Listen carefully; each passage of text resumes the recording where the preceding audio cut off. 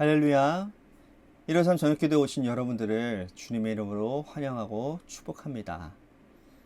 오늘 새벽 말씀처럼 오늘 하루 하나님께서 우리에게 주신 하루를 최선을 다해서 잘 사셨습니까?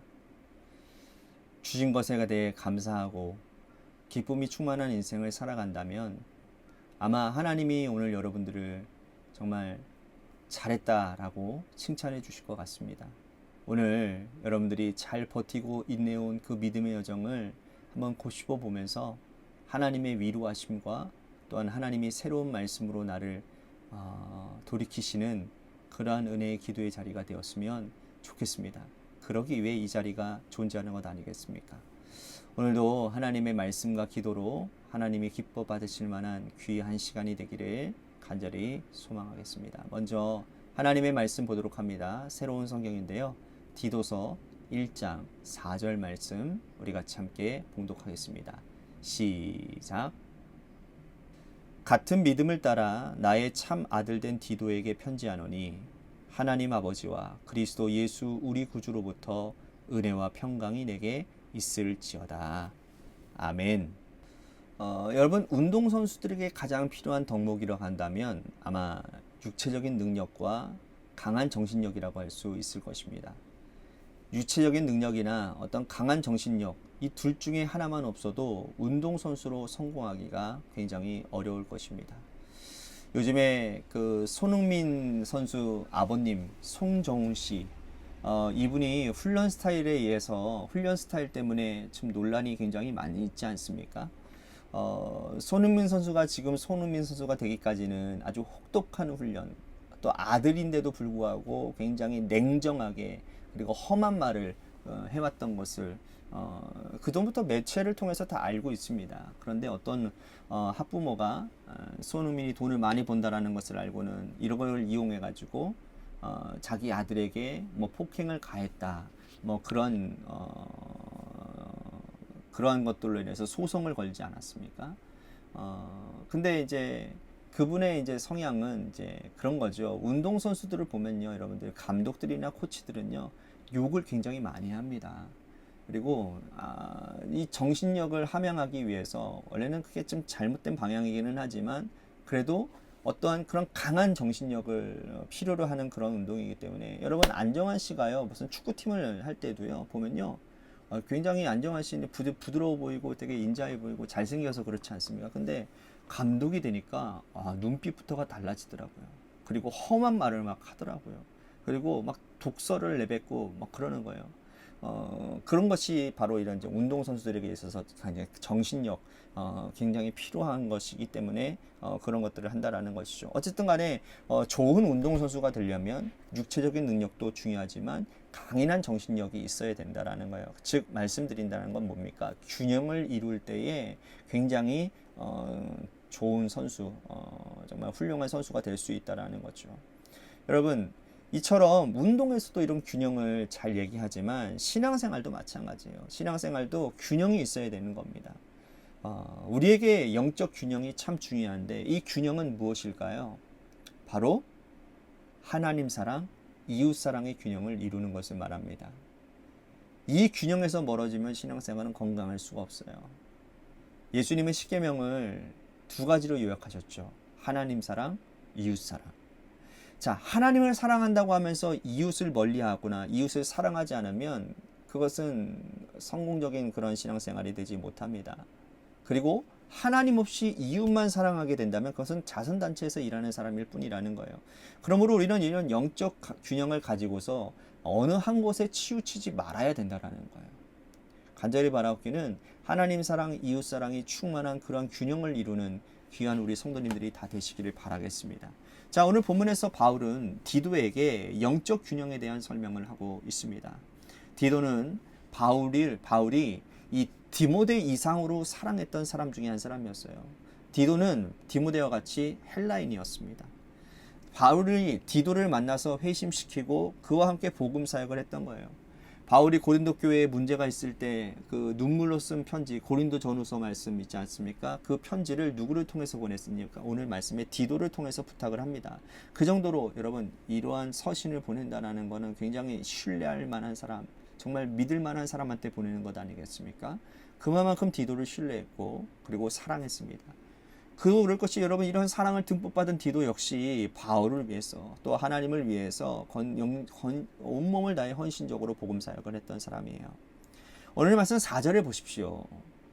같은 믿음을 따라 나의 참 아들 된 디도에게 편지하노니 하나님 아버지와 그리스도 예수 우리 구주로부터 은혜와 평강이 내게 있을지어다. 바울은 디도를 표현하기를 이렇게 표현하고 있어요. 같은 믿음을 가진 디도, 믿음 안에서 참된 나의 아들이라고 표현하고 있어요. 자, 이방인이었지만 복음을 받아들이고 회심하여 동역자가 된 디도를 바울은 이렇게 사랑했던 겁니다. 바울은 그러면서 그 사랑하는 디도에게 한 가지 중요한 사명을 맡기는데 그것이 5절 말씀입니다. 내가 너를 그레데에 남겨둔 이유는 남은 일을 정리하고 내가 명한 대로 각 성의 장로들을 세우게 하려 함이니. 자, 그레데라고 하는 곳은 오늘날 크레타 섬을 얘기합니다. 굉장히 큰 섬인데요. 이곳에서 바울과 디도가 함께 복음을 전했어요. 그때 함께 복음을 전하다가 바울이 어떤 다른 일이 생김으로 인해서 먼저 크레타를 떠납니다. 그리고 그곳에 디도를 남겨두고 남은 일들을 정리하게 했어요. 그리고 교회가 그곳에 이제 개척되었기 때문에 일꾼이 필요하지 않겠습니까? 그 일꾼 중에 가장 중요한 감독, 오늘날로 말하자면 장로를 세우는 일을 디도에게 부탁을 했다라는 거예요. 장로는 오늘날의 의미로 목회자와 장로를 통칭하는 의미입니다. 이해가 되시죠? 그러니까 말씀을 전하고 교회의 행정적인 일들을 맡는 사람들을 세우는 아주 중요한 일을 지금 디도에게 부탁을 했지만, 여러분, 사람 세운 일이 그렇게 쉬운가요? 간단하지가 않죠. 더군다나 이 크레타 섬의 이 상황이 어떠한지는 12절 말씀에 잘 나와 있습니다. 이 크레타 섬의 영적인 상태가 어느 정도인지 여러분들 확인해 보십시오. 12절입니다. 그레데인 중에 어떤 선지자가 말하되 그레인들은 항상 거짓말쟁이며 악한 짐승이며 배만 위하는 게으름뱅이라 하니. 자, 이것이 당시의 크레타 섬의 이 영적 상태였어요. 거짓말하고 게으르고 악한 짐승처럼 보이는. 여러분, 많은 사회에서 살다가 교회의 일원이 된 자들 중에 어떤 사람을 세워야 선한 영향을 끼칠 수 있을까? 바울은 그런 고민이 되었던 거예요. 크레타 섬에서 교회를 처음 세워진 교회에 좋은 믿음을 가진 사람들을 세워야 이 크레타 섬에 전도할 수 있지 않겠습니까? 그것 때문에 바울은 이러한 사람을 세우라고 오늘 권면하고 있다라는 거예요. 바로 균형 있는 사람을 세우라는 겁니다. 그렇다면 균형 있는 것, 다시 제가 반복해서 말씀드립니다. 첫 번째는 이웃에게 인정받는 사람이 균형 있는 사람입니다. 6절 말씀을 보십시오. 책망할 것이 없고 한 아내의 남편이며 방탕하다라는 비난을 받거나 불순종한 일이 없는 믿는 자녀를 둔 자라야 할지니라. 자, 우선 이웃에게 인정받기 위해서는 가정생활에 문제없는 자라야 한다라는 거예요. 한 아내의 남편, 방탕한 일이 없는 믿음의 자녀를 둔 일꾼을 세우라고 권면하고 있는 거죠. 이러한 사람을 세워야 선한 영향력이 흘러갈 수 있다라는 겁니다. 자, 또 8절 말씀 보십시오. 오직 나그네로 대접을 하며 선행을 좋아하며 신중하며 의로우며 거룩하며 절제하며. 자, 이웃에 대한 덕목이에요. 사람을 세울 때에 먼저는 가정을 잘 다스리고 또 두 번째로는 나그네를 잘 대접하는 마음을 가진, 그런 넓은 마음을 가진 사람을 일꾼으로 세우라고 권면하고 있습니다. 자, 이렇게 하는 이유는 왜 그래요? 크레타 섬, 영적으로 피폐해져 있는 악한 영으로 더 뒤덮여져 있는 이 크레타 섬의 사람들에게 복음을 전하는 일에 용이하기 때문이라는 거예요.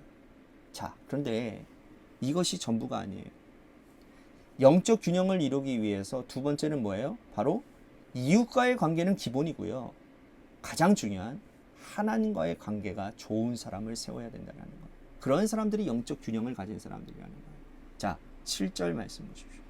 감독은 하나님의 청지기로서 책망할 것이 없고 제 고집대로 하지 아니하며 급히 분내지 아니하며 술을 즐기지 아니하며 구타하지 아니하며 더러운 이익을 탐하지 아니하며. 하나님의 청지기인 사람을 세우라고 권면합니다. 하나님의 청지기. 청지기라는 말은 맡은 자, 즉 종이라는 뜻이거든요. 하나님의 종은, 여러분, 종이요, 고집대로 하는 사람이 있습니까? 종이 고집대로 하면 어떻게 되나요? 옛날 같았으면 멍석말이 당합니다. 종은 주인의 명령에 따를 수밖에 없어요. 그게 종이에요. 종은 고집이라는 것이 존재하지 않습니다.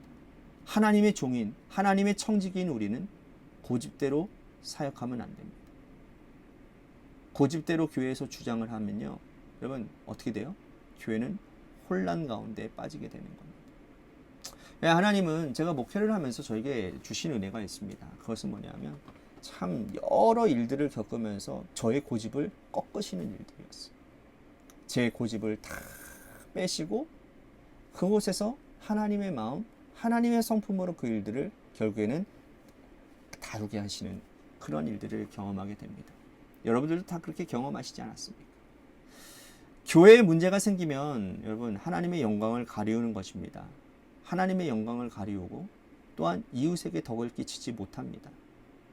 결국에는 손가락질 받는 교회 공동체가 되고 마는 거예요. 그래서 철저하게 하나님의 종으로서 결단한 사람, 하나님의 말씀에 고집을 꺾고 순종할 수 있는 사람, 그런 사람을 세우라고 말하고 있는 거예요. 자, 9절도 보실까요? 미쁜 말씀의 가르침을 그대로 지켜야 하리니 이는 능히 바른 교훈으로 권면하고 거슬러 말하는 자들을 책망하게 하려 함이라.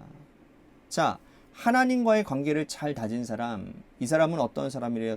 말씀의 가르침에 그대로 지키는 자, 역시 하나님과의 관계를 잘 맺는 사람이라는 거예요.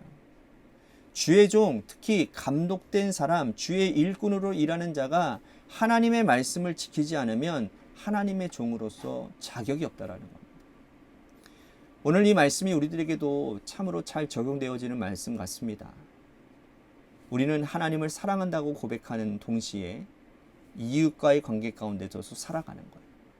그러므로 우리는 위로는 하나님 사랑, 아래로는 이웃을 사랑하는 영적인 균형을 이루는 그런 사람들이 되어야 됩니다.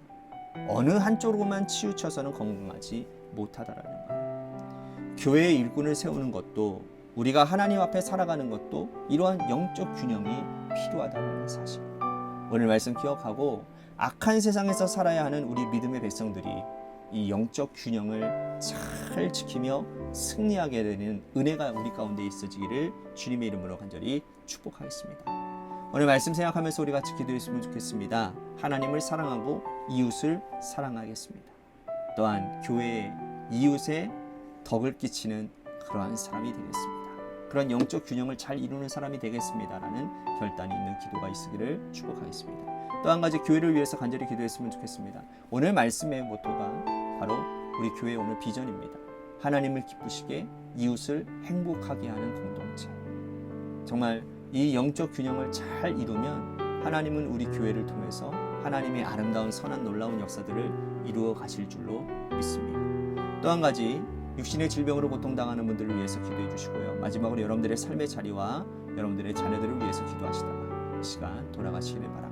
노래 끝날 때까지 우리 같이 합심하여 기도하도록 하겠습니다. 기도하시겠습니다.